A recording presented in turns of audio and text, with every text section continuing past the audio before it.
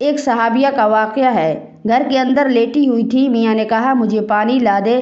کہنے لگی ٹھیک ہے۔ جب وہ پانی کا پیالہ لے کر آئی تو میاں کو نیند آ گئی۔ جب میاں کی آنکھ کھلی تو صبح کا وقت ہو گیا۔ انہوں نے دیکھا تو بہت خوش ہوئے اور کہنے لگے کہ آج جو بھی تم مطالبہ کرو گی میں اسے پورا کروں گا۔ بیوی نے کہا اچھا، پھر میرا مطالبہ یہ ہے کہ مجھے طلاق دے۔ بسم اللہ الرحمن الرحیم۔ ناظرین، دنیائے انسانیت کی بقا اور نسل انسانی کا وجود مرد و عورت کے باہمی ارتباط و تعلق سے ہے۔ یہ تعلق جس قدر گہرا اور محبت و الفت سے لبریز ہوگا، اسی قدر اس کا نتیجہ بھی بہتر اور نفع بخش ہوگا۔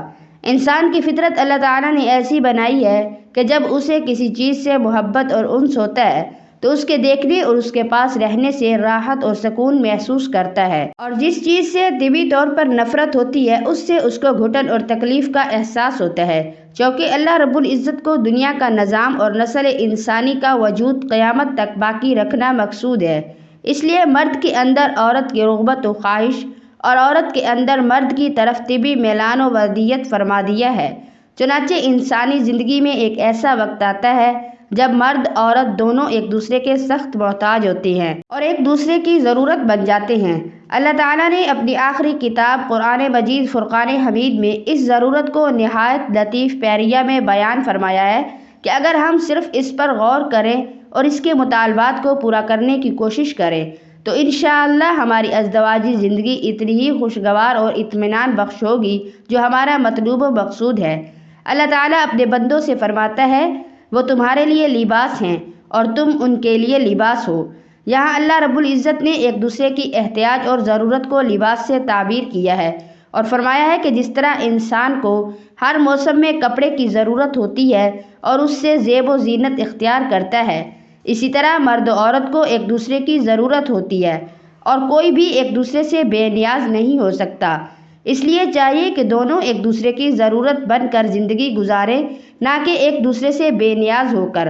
قرآن کریم کی اس آیت سے یہ بھی بات معلوم ہوتی ہے کہ جس طرح لباس انسان کے جسم سے جدا نہیں ہوتا، وہ پوری زندگی اس کو لباس کی احتیاج ہوتی ہے، اسی طرح ایک عورت کو اپنے شوہر کے ساتھ اور شوہر کو اپنی بیوی کے ساتھ دوستانہ تعلق قائم رکھنا چاہیے۔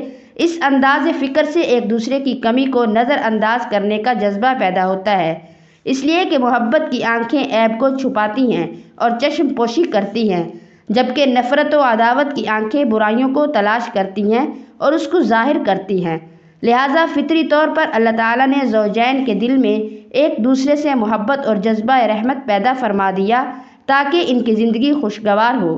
رسول اللہ صلی اللہ علیہ وآلہ وسلم نے فرمایا مرد کو خواہ عورت کی عیب جوئی اور ناپسندیدگی کا اظہار نہیں کرنا چاہیے۔ اگر اس کی کوئی عادت بری ہے تو اسے ناپسند ہے تو دوسری عادت اور خصلت اچھی بھی ہوگی جو اسے خوش کر دے گی۔ ایک دوسری حدیث میں اللہ کے رسول صلی اللہ علیہ وآلہ وسلم نے فرمایا کہ عورت ٹیڑھی پسلی سے پیدا ہوئی ہے، اگر تم اسے سیدھا کرنا چاہو گے تو اسے توڑ ڈالو گے، لہٰذا اس کے ساتھ اچھا برتاؤ کرو، اچھی زندگی گزرے گی۔ معلوم ہوا کہ عورت کے ساتھ رفاقت کے لیے ضروری ہے کہ اس کی کمزوریوں کو نظر انداز کیا جائے، اس کو زیادہ سخت سست نہ کہا جائے اور اس کے ساتھ خوشگوار زندگی گزارنے کی ہر ممکن کوشش کی جائے۔ اگر اس نیت اور ارادہ سے اس کے ساتھ معاملہ کریں گے تو انشاءاللہ ازدواجی زندگی ہمیشہ خوشگوار ہوگی۔ قرآن کی اس آیت میں اس طرف بھی اشارہ ہے کہ جس طرح لباس انسان کے ظاہری عیوب کی پردہ پوشی کرتا ہے، مرد و عورت بھی ایک دوسرے کے لیے لباس کے مانند ہیں۔ ان میں سے ہر ایک کو چاہیے کہ ایک دوسرے کی پردہ پوشی کرے۔ اگر ایک طرف اللہ اور اس کے پیارے رسول صلی اللہ علیہ وآلہ وسلم نے مردوں کو تاکید کی ہے کہ وہ عورتوں کے ساتھ اچھا سلوک کریں اور ان کے ساتھ نرمی اور محبت سے پیش آئیں، تو اس کے ساتھ عورتوں کے لیے بھی کچھ فرائض مقرر فرمائے ہیں۔ صحابہ کرام کی اس بات پر بڑی نظر ہوتی تھی کہ ہمارے اوپر غم اور پریشانیاں آ رہی ہیں یا نہیں۔ وہ اس کو اللہ تعالیٰ کی محبت کی علامت سمجھتے تھے۔ بھوک اور فاقہ آتا تو وہ خوش ہوتے تھے کہ فاقے وہ نعمتیں ہیں جو پروردگار عالم اپنے پیاروں کو عطا کرتے ہیں۔ غم اور پریشانی پر خوش ہوتے تھے کہ پروردگار نے ہمیں اپنا سمجھا ہے، اس لیے یہ پریشانی بھیجی ہے۔ ایک صحابیہ کا واقعہ ہے، گھر کے اندر لیٹی ہوئی تھی، میاں نے کہا کہ مجھے پانی لا دے۔ کہنے لگی بہت اچھا۔ وہ گئی اور پانی کا پیالہ لے کر آ گئی، مگر رات کا وقت تھا، میاں کو نیند آ گئی۔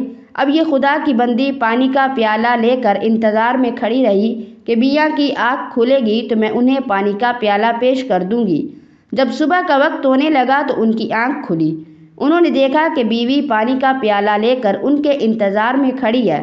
یہ دیکھ کر بہت خوش ہوئے، کہنے لگے اچھا، میں تجھ سے اتنا خوش ہوں کہ تو آج جو بھی مطالبہ کرے گی میں تیرے اس مطالبے کو پورا کر دوں گا۔ بیوی نے کہا اچھا، پھر میرا مطالبہ یہ ہے کہ آپ مجھے طلاق دے دیجئے۔ اب پریشان ہوئے کہ اتنی محبت کرنے والی، اتنی خدمت کرنے والی، اتنی وفادار، اتنی نیک بیوی طلاق کا مطالبہ کر رہی ہے، اور قول بھی میں دے بیٹھا ہوں۔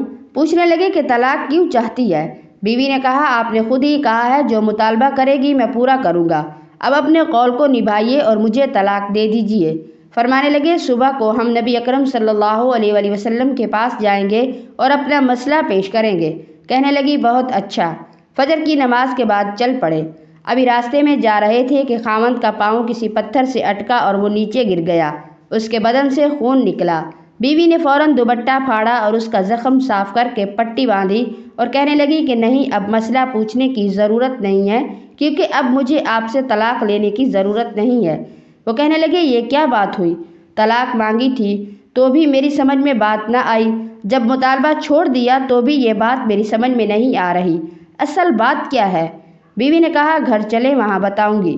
جب گھر پہنچے تو خاوند نے بیٹھتے ہی کہا کہ بتائیے اصل بات کیا تھی؟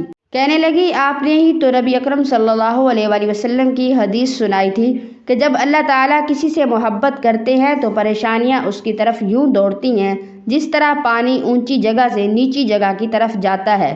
میں آپ کی بیوی ہوں، کتنا عرصہ آپ کے ساتھ گزار چکی ہوں، میں نے آپ کے گھر میں دولت دیکھی، سکھ دیکھا، آرام دیکھا، خوشیاں دیکھیں، مگر آپ کے گھر میں کبھی غم اور پریشانی نہیں دیکھی۔ میرے دل میں خیال پیدا ہوا کہ کہیں ایسا تو نہیں آپ کے دل میں نفاق ہو جس کی وجہ سے ہمارے ساتھ اللہ تعالیٰ کا برتاؤ اپنے پیاروں جیسا نہیں ہے۔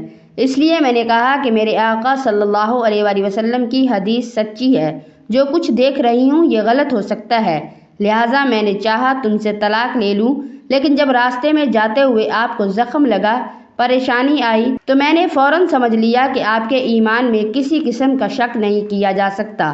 اب میں ساری زندگی آپ کی بیوی بن کر آپ کی خدمت کروں گی۔ اللہ تبارک و تعالیٰ سے دعا ہے کہ اللہ رب العزت ہمیں نبی کریم صلی اللہ علیہ وآلہ وسلم کے نقش قدم پر چلنے کی توفیق عطا فرمائے اور ہمیں دین اسلام سمجھنے کی توفیق عطا فرما کر ہمارا خاتمہ ایمان پر فرمائے، آمین ثم آمین۔